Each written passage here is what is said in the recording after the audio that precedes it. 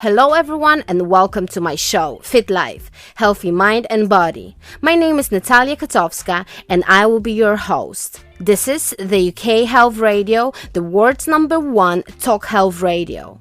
With over 13 years of international experience in sport and fitness, years of study, I would like to share my experience, knowledge, and most importantly, my endless love and passion for living a healthy lifestyle for my mental and physical well-being. On this show, we will be talking about fitness, sport, healthy living, nutrition, fitness facts, and more. We will be answering your questions, we will have guest speakers, and what's most important, we will exercise together. Yes, you heard me right. In every episode, we will have a healthy dose of exercises that we will do together. So we won't just talk about fit life, we will actually experience the fit life together. Are you ready? Then let's go! What is financial health and why is it important? This is the question we will try to answer in today's show. Like physical health, financial health is important for leading a happy and successful life. While there's no specific number or score that measures your financial health, people with good financial health pay close attention to credit, debt, saving, retirement planning, and insurance. Poor financial health, which includes symptoms like low credit score and little to no savings, can be bad for your physical and mental health. You don't have to be rich to be financially healthy. You don't need a six-figure income for a stable financial future. Today, we have a guest speaker, Dr. Audrey Tang, who is a chartered psychologist and author of The Leader's Guide to Resilience. She's the resident psychologist on The Chrissy B Show and a presenter and wellness advocate on Disruptive TV. She also broadcasts self-development podcast Retain Your Brain, where she focuses on an effective practical self-improvement tools for personal and professional success. Dr. Audrey, welcome to the show. UK Health Radio, the station that makes you feel good.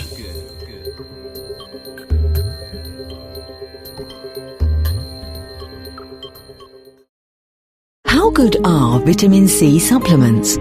Usually only a small proportion of vitamin C actually reaches your cells and has a positive effect. Whereas the high absorption levels of Goldman Laboratories liposomal vitamin C help maintain optimal vitamin C levels in your body and strengthen your immune system. Now get 10% off when you choose Goldman Laboratories liposomal vitamin C capsules. Just quote 10 off at goldmanlaboratories.com. Do you suffer from pain? B-Cure Laser, a home-use CE-approved medical device for the effective treatment of pain, is now available in the UK. The results of a double-blind trial has shown that B-Cure Laser offers a significant reduction in pain compared to the placebo group. To get your special B-Cure offer now, call free on 0808 501 5122 or Google Radio Pro London. B-Cure Laser. B-Cure Laser. UK Health Radio, the station that makes you feel good.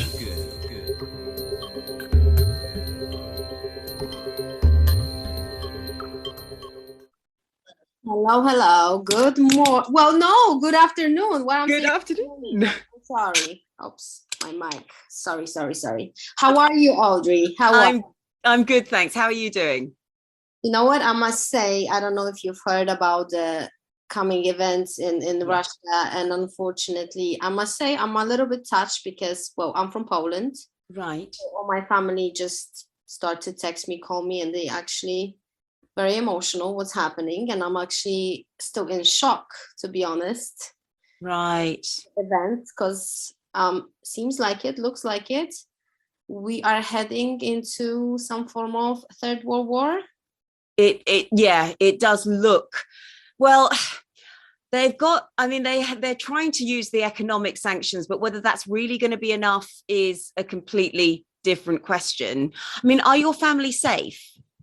They are safe, though all they're saying is that Poland might be the next, and because Poland is in NATO and they try to support Ukraine. So, you know what, that's just the thought that I came up today. I was like, whoa, I didn't know, because it happened actually 5 a.m. if I'm not waking in the morning. So I just wake up to all this calls and actually my family being quite emotional about it. But other than that, I'm doing great. I'm happy to have you and happy to talk about something different and also very important, and let's hope those events will somehow get sorted and it won't escalate any further than it already had. Yes. Yeah. I mean, I was listening on the radio that some of these sanctions, the Russian stock market has fallen. So that is a good sign. And that's even before anything's really hit. So that's one thing. But at the same time, I don't know, I sort of sit there and kind of think, but if people are firing stuff at each other, is squeezing out the money, I don't know. Me neither, but let's hope for the best, because obviously we don't want to be in a situation as we've been not that long time ago when it was the Second World War. We're just coming out of COVID, and now there you go. But hey, let's just focus on today's beautiful conversation that we're about to have, which is what is financial health? Why is it so important? How to look after it? So we have you as the specialist to inform us, educate us on this subject. Oh, financial health is one of those things that I've said is a poor relation to other aspects of health when it comes to well-being. And I do mean that pun as intended, because we don't often think about our finances. And yet the amount of money we have plays a huge role in our well-being. If all we can do is think about whether we are going to make our rent or eat or have heating, especially now since all of our bills are going up, then how are we possibly supposed to think of anything else when it comes to thriving or flourishing or doing more than just getting by day to day? And I mean, the sad part is people also deliberately ignore their bills. So we already know that there is an impact on mental health when it comes to money. And there was some research by Money and Mental Health in 2021, where they've said that over 420,000 people in problem debt consider taking their own life in England. And this is sadly worse, more than 100,000 in problem debt actually attempt it. And the problem is the pandemic has made it worse, because on the one hand, yes, you may have people who have behaved in a certain way. Maybe they haven't opened their bills, they haven't paid off their credit cards, maybe they have certain spending behaviors or addictions that have caused them problems. But with the pandemic, which was unexpected and no one could have predicted it, you also have people who may have invested in a larger property or a larger business premise and all of those things, expecting the year to go on as normal. And then 2 years later, where the economy kind of ground to a halt and people aren't so keen to go and do certain things anymore, those people are suffering. But you can't say that was anything to do with really their own behaviors or choices. It was to do with an unexpected circumstance that really it would be unfair to say you should have known, because I don't think that would have been possible. So if you can in a very few words, for someone who is completely new to the subject, say maybe in a few adjectives, what financial health would be defined by? Financial health can be defined by financial freedom. Financial freedom would be the ability to spend on what you want when you want. It can be for others the ability to live comfortably so that you can pay your bills when they come in. It can be for others, depending on what they're used to, being able to spend on luxuries and treats. But for those who have been struggling, it can be knowing that I can put food on the table every day. I think it can vary depending on our outlook, and that can be a real problem. There was some research by the Joseph Roundtree Foundation. I'll keep it short, I promise, but they have found that there are many aspects of poverty. You've got people who, if anything goes wrong, like the pandemic, they're going to be pushed below the breadline. Then you've got people who are already living below that. They may not have homes, they may not have necessities even, and then you've just got people who really don't know whether they're going to be able to find a bath or something to eat, and that's really frightening because that is in the UK. And UK is a wealthy country. Yeah. We are very blessed. We're very, very wealthy country. So question is how it looks in poorer country. For example, Poland is poorer country, or even the third world countries. Yeah. This is the question. And it's a good question because I think it really depends on your perspective. Because I do believe you have some people who could have every luxury under the sun, but if they don't appreciate what they've got, they will always feel they don't have enough. And then you've got people who have very little, and because they feel so blessed and acknowledge and show gratitude and appreciate everything they have, those people feel very rich. Now, I'm not trying to say that somebody in problem debt needs to be grateful for what they have. That's not the point. But when you have at least enough to survive, your outlook can make a huge difference as to whether you feel financially healthy or not. Fully agree. I recently had a conversation with a coach of mine who is from Cuba. And he always says how happy people are over there. And they have so little. But the thing is, because they share it, they talk to each other, they live with the music, with the sun. So it makes a huge difference. So saying that seems like it, and correct me if I'm wrong, financial health doesn't have to come up with billions on your account. Yeah, you're absolutely right. You're absolutely right. Financial health, I believe, as long as you've got the bottom line to survive, financial health is whatever you perceive as doing well financially. So, as you said, if you've got somebody who has nothing, or nothing in addition to survival, but they have a life which is rich with community, with sharing, with love, I don't think you miss money. In some ways, you could reflect on how people have perhaps spent their money over the last 2 years. So if we take the last 2 years as an example, we have been in a position where we haven't been able to travel. We haven't been able to perhaps go for spa days. We haven't been able to do all of the things that we might have considered luxuries. We've been spending on food. The other thing we haven't had to do either is commute. So we've been saving quite a bit of money. The question is, what have you been doing with that money? And some people will say, well, actually, we've invested in our house because that's where we spend all of our time. And so we have built new wardrobes, or we've got a new decking for our garden. And again, that's where their value is. They're feeling rich indeed because they've spent it in that particular way. Then you've got others who will say, well, actually, we saved it because we are going to go on a bucket list type holidays. So again, there's been research by the travel companies suggesting people aren't just going on holidays anymore. They're actually going on, we want to do the Taj Mahal. I want to swim with dolphins. I want to do that particular thing, and I'm willing to spend the money on it. So again, they've thought about their priorities and they're going to spend it on what's important to them. Then you've got other people who perhaps, as soon as everything opens up, I must go on holiday, or they've bought tons and tons of loungewear, which they aren't wearing, they aren't using. And then they're saying, I don't have any more money left.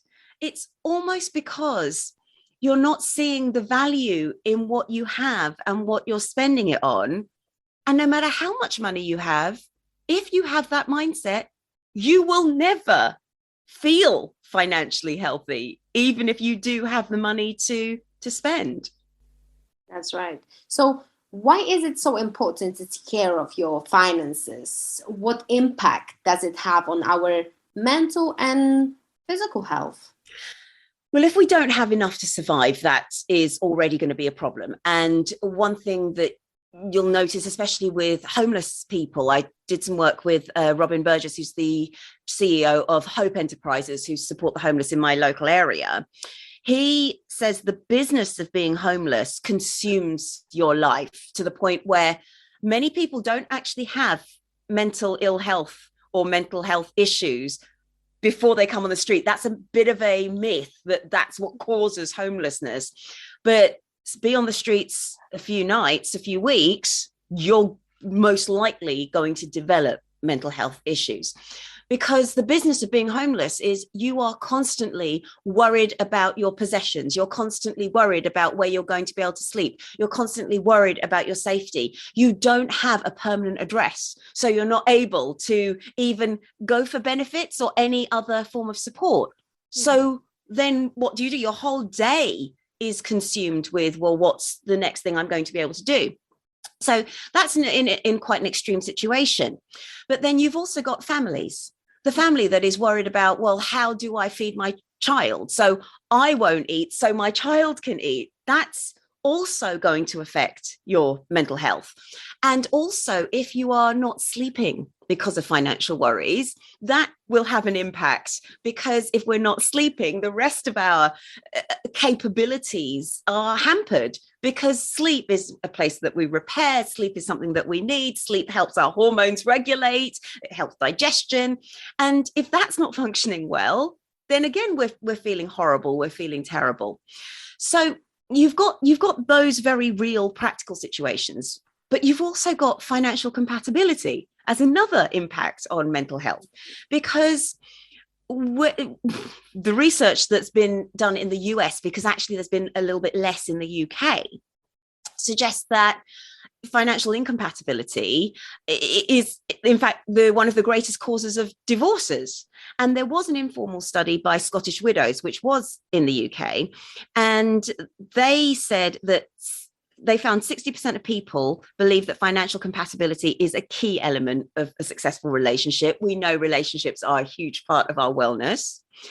But if you then throw in the sort of behaviors that you might find when it comes to financial incompatibility, so one person's a spender, one person's a saver, that's one thing. But what if the spender is keeping things secret? They're hiding stuff. They're not telling the other person that they spent it. They said it was a gift. That's known as financial infidelity. And that's as bad as any other type of infidelity, because the trust has been broken. Or what if someone has a gambling habit and again is taking from the family fund in order to feed that habit? Those will have extra repercussions. And some work that's been done on fraud, because now we've got things like the Tinder swindler and Anna Delvey and all of those things on television. Yeah, incredible. But the work that's been done on fraud is the accidental fraudster needs to have the ability to do it. Again, it means motive and opportunity, but the motivation is often financial pressure. The thought that they can't provide for their family, the thought that they've got this high position that they need to maintain. It is hugely linked with our psychological processing. And you can even find that spending behaviors can be linked to other psychological behaviors and attitudes. That's right, because it's like addiction, isn't it? Let's say, for example, you brought the gambling, which I've know a few people who've struggled with this and really lost a lot. Apart from finances, lost families, lost children, because it's extremely damaging. So it is considered as a what's the word? Addiction. Yeah. That's the word. Yeah. Yeah, gambling is definitely considered as an addiction, because that person can't bring themselves to stop. It goes beyond what's under your own control. But let's look at, say, a gambling behavior. So not only are you spending the money, but you're likely keeping it a secret. If you're keeping that a secret from your family, what else are you capable of keeping secrets over? So again, you've got that link with if you behave in this way when it comes to your finances, how do you behave when it comes to other things? Same thing with the spender, for example. If I spend a lot of money, but I don't value any possession, how do I perhaps treat my time and my energy? Do I just give that away in the hope that I will find some external happiness? Or is it actually that I do want to purchase what I'm spending on? It's often the former, unfortunately. Or you alternatively get the person who has the golden parachute. It's okay, I can go to mummy or daddy to bail me out. And if someone is perhaps the age of 25, 30, 35, and still doing that, how much responsibility are they going to be able to take in other areas? Because they think, well, great, mum's going to just pay my bill for me. They haven't learned that there are consequences to certain behaviors. Mm-hmm. So it all happens at the early stages, isn't it? It's like the financial, I would say, responsibility and how you kind of look after it from earlier stages, isn't it? Because then when you're older, you should be equipped. Yes. Now you're talking about sort of education there, which is absolutely right. And unfortunately, in the UK, you get one lesson on budgeting in PSHE. It's not enough. And but the other problem is role modeling. How do your parents deal with money?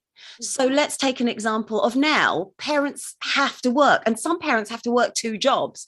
So what they might do instead is they might just say, oh, well, if I buy my child whatever they want, they'll still love me. I don't spend time with them, but if I give them what they want, then they'll still like me. Or a wealthy parent who maybe doesn't want to be concerned with what the child is doing. Here's a credit card, off you go. Now, unfortunately, not only does that teach spending behaviors, but that sets a very worrying psychological precedent, because what those people, the recipients of this, are now thinking are things like, well, oh, so parents are giving me money. That means money equals love.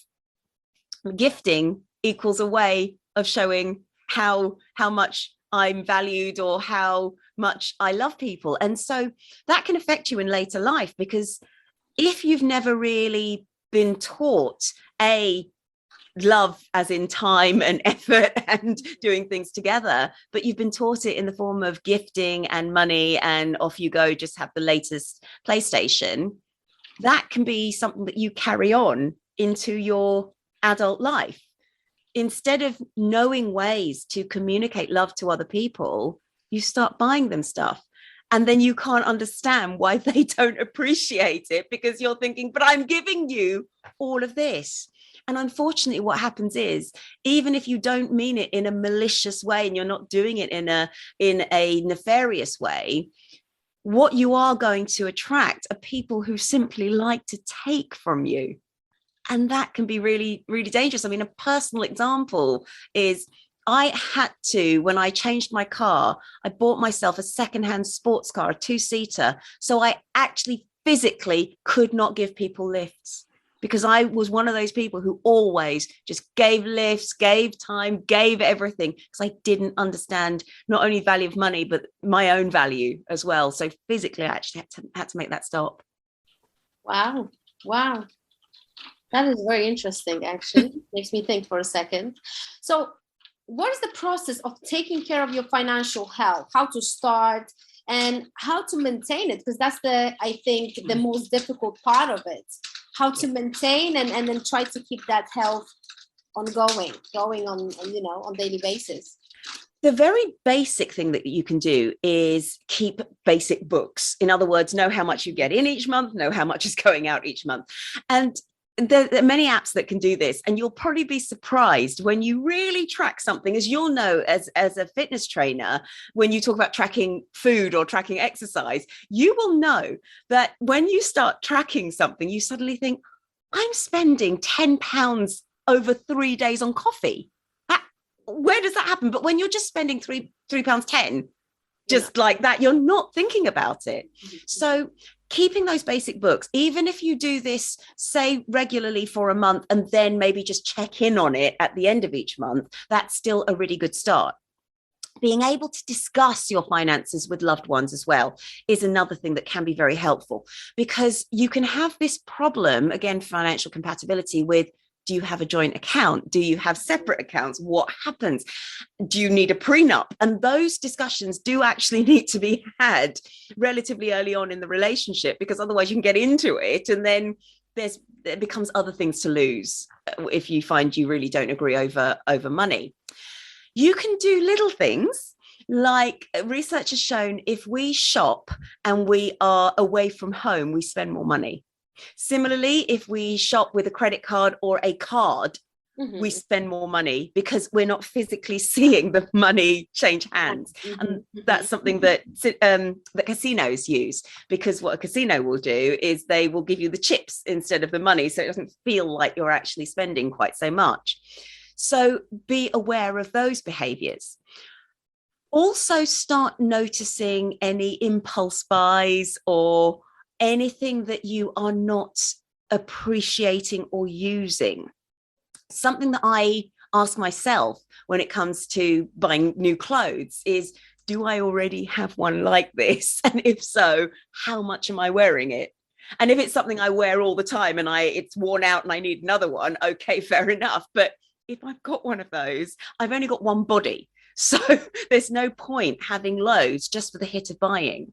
We kind of need to recognize that a purchase can trigger a release of dopamine, which is the reward chemical. It can make us feel good. And that's the act of purchasing. So that's why people really like to buy stuff. But after you've bought it, if you then don't use it or appreciate it, dopamine's no longer there anymore. You end up feeling guilty. Hopefully you might end up at least taking it back to get the money back. But that just seems like such a waste of time and energy to do that, when we can be aware of this and try to catch ourselves before we make that impulse purchase. Do you know approximately how long does dopamine last for while we actually purchasing? That's I was always curious about that. That's a really good question. The answer, I know, is the short answer. I don't know. I will look up and see whether there has been research on that, but I believe it is a very short time only. Dopamine doesn't last as long as serotonin or oxytocin. The more, they're also happy hormones, but they are sort of longer lasting hormones. And I believe it is because that's what dopamine's the reason why dopamine is there is it's a reward chemical. And what it does is it kind of shapes our behavior, because if we do something that enhances our survival, dopamine fires and we go, oh yeah, I must do that particular thing again. The problem is dopamine feels so good that it's not very discerning over what it fires at. So there was some research where they wired some rats up to have their dopamine center stimulated when they pressed a lever, which gave them an electric shock. So these rats would press the lever, get the electric shock, but also get the hit of dopamine. And they would continue pressing the lever to really fatal injury. And that, to me, is a really good example of how powerful dopamine is, but how dangerous it can be if we're not aware of it. Very dangerous, very dangerous. Yeah, I will look into that too, because I'm very curious. I'm pretty good with not being compulsive buyer, but I've always been interested. How does that actually scientifically, work, and how is it proven? So does it matter how wealthy we are when it comes to financial health? I mentioned that before, but can a rich person be financially unhealthy? Yes. Yeah, kind of. You've already touched on this. Yeah, definitely. If any one of us doesn't appreciate what we have, we will always feel as if we don't have enough. And the world on social media does not help us with this, because we are seeing images of what everybody else seems to have. And we have to remember that is a very curated highlights reel of what people's lives are like. That's not necessarily what their lives are going to be 24/7. And then if we start believing too much of what Instagram says, we start believing the lie, and that's how fraudsters can get to us as well. So no, you can definitely be financially comfortable but not recognize it at all. And if you cannot learn to be happy within yourself, what you may well do is spend and spend and spend in order to try and get an external hit of happiness, whereas actually happiness has to come from within. Again, this can be reflected in lottery winners, where you win the lottery, but 2 years on, you're right back where you started, if not worse. So unfortunately, no, I would say it's quite true that money can't buy happiness. We have to recognize what makes us happy and then perhaps invest a little bit more wisely.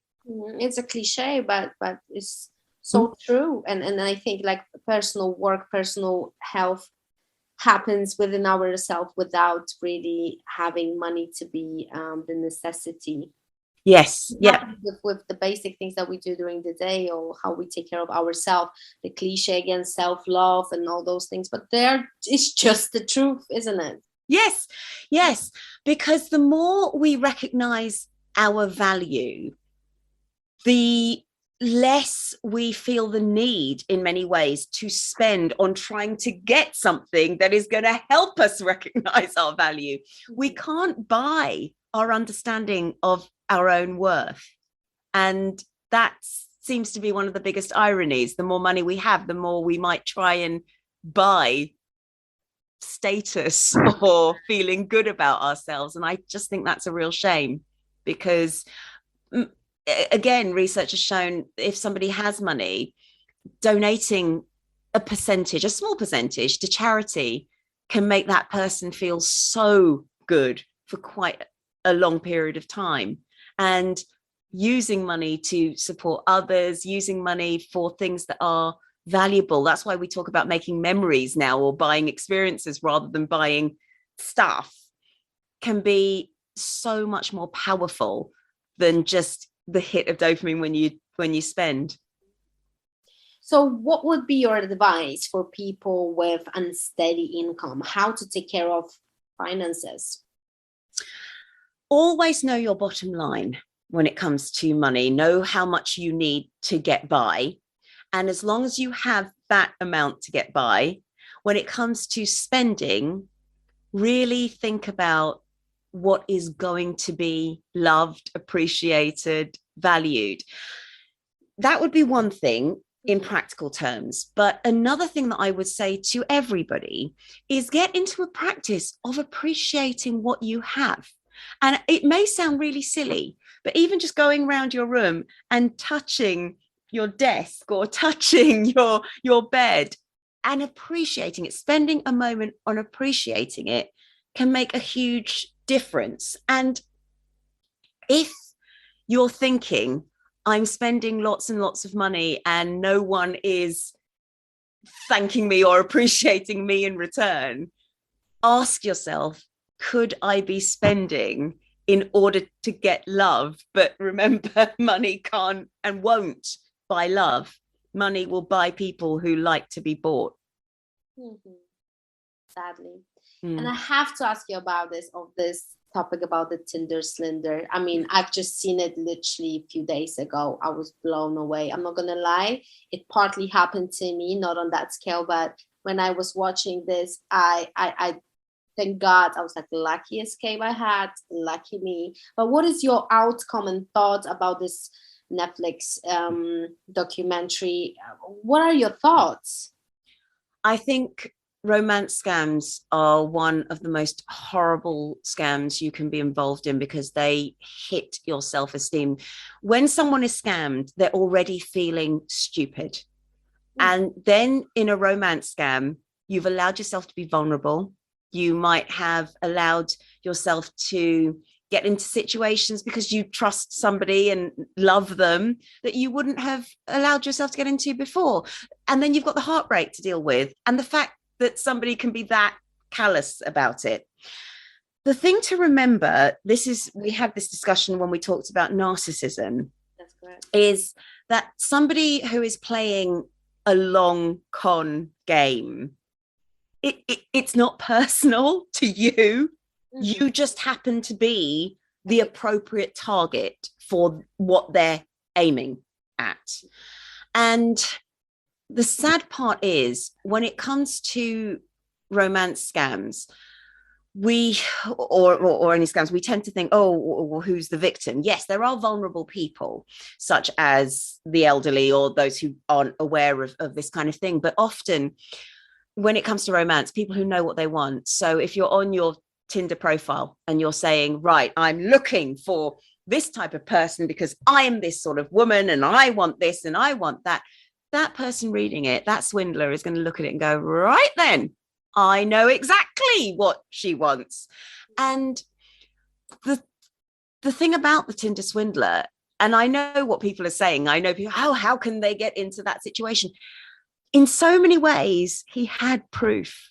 Yes, he was robbing one person to pay off the next, but you don't necessarily know that. And when all of the profiles and the things that you can check on that person seem to be legitimate, it's you might start thinking, well, actually, this may be exactly the love of my life. This may be exactly what's going to happen. At the end of the day, the first woman that the Tinder swindler dated that they had on the documentary, he flew her in a private jet somewhere. To me, that would be proof. You've also got, I think, whilst we're talking about scams, it may be worth mentioning you get the romance scams online. And those are easier to recognize because in those cases, you often get somebody who works on an oil rig or works abroad or works away, even though they live in your town. I'm doing quote marks there, because then you'll never have to meet them. You'll never have to see them. They go offline into a private platform very quickly. And at some point, they'll ask you for money. And that's when, of course, your alarm bells can go off and you can start saying no. But with something like the Tinder swindler, I would even say with Anna Delvey, because in the first instance, that person is actually spending the money. They are proving to you how much they have. I think it would take somebody who is really experienced in con artists of this kind to recognize that there's a red flag. This is almost, he created almost a perfect scam. Yeah. You know, like the pyramid that functioned for so many years for him. Yeah. Now, whatever you said about people judging, yeah, exactly. Like you mentioned, is very, very hard to the smartest person even to recognize that if they give you proofs of whatever is happening, they're following up. Yeah. What do you think about the outcome? Like when he spent 5 months in the prison and all those girls needs to, you know what, forget about the money. They now done the documentary. I would be scared of my life. What this guy now is capable to do, because those two ladies been extremely exposed, and big ups to them for doing this, because I think that has to be spoken out there more often, because it not just happened to those elderly people these days, it happens to young people. Yes. Like I said, I'm an example of that. Yeah. And I consider myself pretty well aware person, and still. Yeah. So I think it's great that it's out there, but now the consequences, those girls need to pay for it with their finances, but also I would say with their lives right now, because you don't know what that person is capable to do. No, you don't. That's the problem. And when somebody is a narcissist, in his case, his approach seemed to be money. And generally, people will have a one track, that's my focus and that's what I want. But at the same time, if something gets in the narcissist way, they won't have much concern about changing their plan, no matter what the consequences for the other people who have got in their way. The other sad part when it comes to scams that we need to recognize is that if we have given over our money, if we have chosen to do this voluntarily, no matter what the story we've been spun, no matter what somebody else has said, it becomes really difficult to prosecute because we're seen as we chose to do it. And that's one of the most heartbreaking things of all, because the action fraud and the police will say, report it because we might be able to get something back, or we might be able to do something, or we can at least build a case. But you did this over your own volition. You did this yourself. It's not really a fraud, a classic fraud, because you make the choice. And I just think that's very, very hard to handle. Yeah, I had to ask you this question because I saw this documentary and my eyes were wide open for those 2 hours or a little bit over when I was watching this. I was thinking, oh my God, very sad. I mean, if you don't mind me asking, in your situation, how did it start? I mean, because it's that thing you get drawn in is the problem. Obviously it started off a romantic relationship. I was extremely taken completely by that person. I see him as everything. I was a fan. He was a god. He called himself a god. And I truly started to see that and believe that. And he was extremely intelligent person. They are intelligent. So that's what, for me, intelligence is extremely sexy feature. So once I saw it, I was like, oh my God, I found him. That's the person that only understands me. And then because of certain financial issues that he was facing, but that was actually after a year. So, but again, we were on 2 different continents. Yeah. Very long distance relationships. So I could not see everything, but he was always sending me evidence and he was always the victim. And because I was very protective, I took his side. I didn't want to listen to anything else. And as much as I do feel like I'm wide open, my eyes are wide open, unfortunately, he just was very smarter than me, clever. And whenever he was in trouble or had problems, he never asked me, give it to me, like this guy. He was actually way more gentle, settled, and that's why I built that trust, because that was happening over a period of 7-8 years. So I've trusted him fully. And whenever I saw a problem, I was like, don't worry, I'm here. I will help you out. I will do it. Shall I help you? But that was my way of really trying to gain his love. Because I never got any affection, never got any form of affection. So I was thinking I need to earn it. And then when I could earn it was by helping him out. So I'm there, ride or die. I'm there fully 100%, no matter what's happening. It's us against the world. And that's what happened. You, in relating that story, and thank you for sharing that. I'm very open about it. I think it has to be spoken way more often. Yes. There are red flags in your own, and we all have them. That's correct. Behaviors. And it will be things like, yes, I'm attracted to intelligence. That would be something where we need to recognize those things as a trigger. So yeah, I'm attracted to talent, and immediately someone's talented, I'm just, I'll forgive them most things. And I have to take a step back and say, hang on a minute, is that behavior really forgivable? The feeling that you need to earn love, again, that can be something that's laid down in childhood. So again, it's not, we had anything. That conversation a little bit when it came to narcissism. Exactly, fully 100% agree with everything you say. And I had to unpack that myself, just like you said it previously. I had to unpack it, sit with myself, and finally stop being delusional, Natalia. Stop being in your fantasy world. This is just what it is. Name it. I refuse to name it for those, I guess, 6 years when I find out from other people telling me, hey, he's a narcissist, he's a sociopath. I was no. We're way too smart on this. So I was ignorant and arrogant in that sense. But you can also say, and this is part of the romance scams, you were in love. Oh. And people do stand up for their own relationships. And in fact, people ought to stand up for their own relationships, because many of them are very healthy, despite what parents or culture or whatever wants to say about it. So I do understand that. And unfortunately, con artists, they're artists. They're in it for the long game. They are intelligent. They know what to look for, and they read people incredibly well, because that's their job. That's their craft. That's how they're going to get their money. And again, we need to recognize that it's not us. We may have learning that we need to do, but it wasn't personal that they particularly singled us out as, oh, she'd make a good victim. Yeah, no, absolutely. I'm taking full responsibility for that, and I'm trying not to act like a victim. But I do fully, I was feeling for those ladies with this type of amount and this come. I was heartbroken to see that, and it brought a little bit of flashback, and I was like, wow, great that I'm out of it. Great, and great that this documentary is out there. But still, those people are so smart, and I would never take responsibility for myself, but those people really know how to what's the word that you use in narcissism as well, hoover you.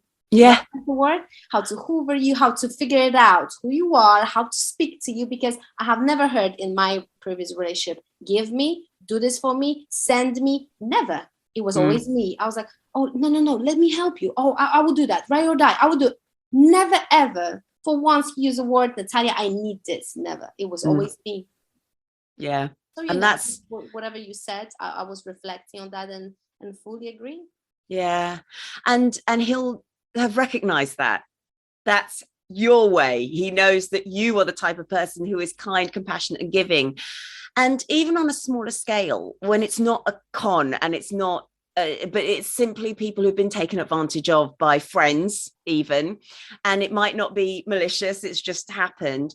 A lot of people who are like you, very generous, very compassionate, very kind, once they've come through it, they feel so angry and so upset, they will say things like, well, I'll never do that again, I'll never be that generous, I'll never be that kind, I'll never be that compassionate. And actually, it's not about that.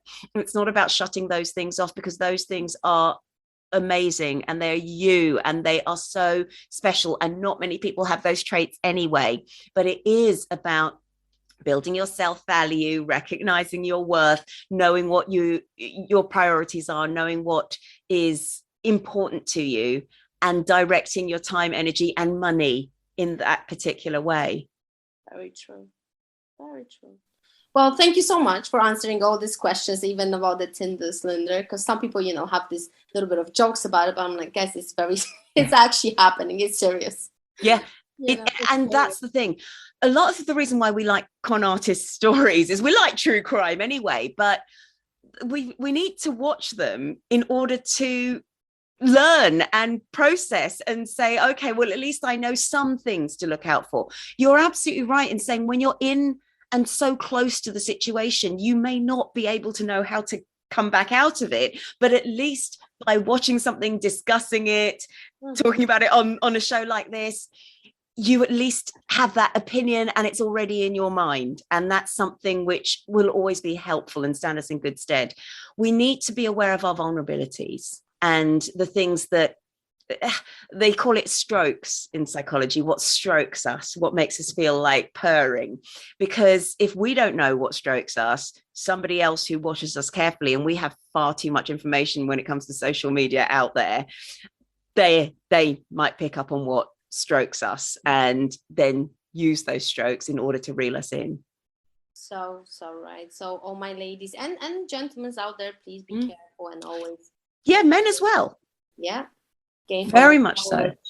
Watch it, educate yourself, because it's important just to be alert. And on that note, I would like to thank you so much. An amazing educational conversation we have had. Beautiful. Thank you. Thank you. Hope the world will be better. Yeah. If not, let's hope it's going to be sorted. And I wish everyone to stay healthy, calm, and that's all we can do, really, to be calm in those hard times. But thank you for accepting the invitation again. You're more than welcome. Thank you so much for having me. I love being on your show. Oh, amazing. Thank you. See you next time. See you next time. Bye-bye. UK Health Radio, the station that makes you feel good.